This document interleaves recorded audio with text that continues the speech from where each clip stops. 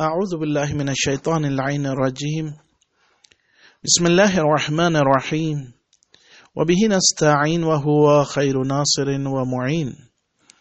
سلسلہ دروس معارف قرآن و اہل بیت میں معارف امام حسین کے عنوان سے یہ آج 37 نمبر درس ہے۔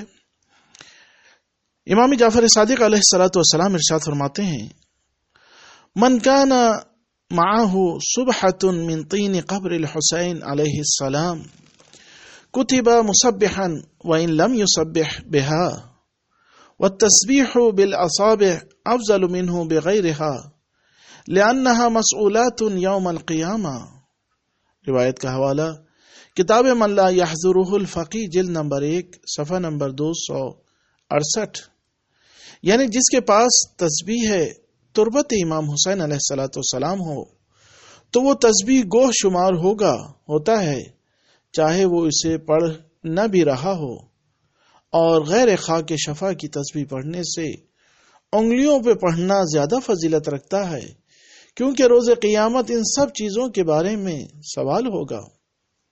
دوسرے مقام پر امام جعفر صادق علیہ الصلوۃ والسلام ارشاد فرماتے ہیں، من ادار الحجیرہ من تربت الحسین علیہ السلام فاستغفر مرۃ واحدۃ كتب اللہ له 70 مرہ وإن مسك الصبحة ولم يسبح بها ففي كل حبة منها 7 مرات۔ روایت کا حوالہ بحار الانوار جلد نمبر 98 اور صفحہ نمبر 136، یعنی جس نے بھی تربت قبر امام حسین علیہ الصلوۃ والسلام کی تسبیح لے کر صرف ہاتھ میں ایک دفعہ اس کے دانوں کو انگلیوں سے گھمایا بھی تو اسے 70 بار طلب استغفار کا ثواب اللہ اس کے نامہ اعمال میں قرار دے گا، اور اگر ہاتھ میں رکھ کر اس پر تسبیح بھی پڑھے تو ہر دانے کے عوض 7 بار تسبیح پڑھنے کا ثواب اس کے نامہ اعمال میں لکھا جائے گا۔ امام حسین علیہ الصلوۃ والسلام اپنے جد پیغمبر اسلام صلی اللہ علیہ وآلہ وسلم سے نقل فرماتے ہیں کہ حضرت نے ارشاد فرمایا، اوصانی ربی بستۃ اشیاء، اوصانی بالاخلاص له فی السر والعلانیہ وان اعفو عن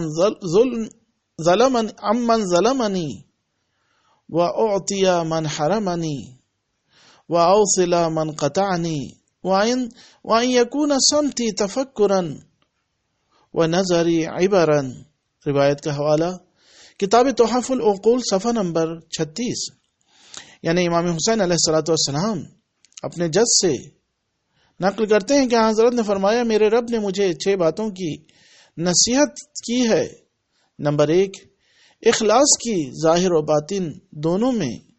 نمبر 2، درگزر کرنے کی اس سے جو مجھ پر ظلم کرے۔ نمبر 3، عطا کرنے کی اسے جو مجھے محروم کرے۔ نمبر 4، صلہ رحمی کرنے کی اس سے جو مجھ سے قطع رحمی کرے۔ اور نمبر 5، خاموشی کی فکر کے ساتھ۔ اور نمبر 6، دقت کرنے کی عبرت لیتے ہوئے۔ وآخر دعوانا ان الحمد للہ رب العالمین۔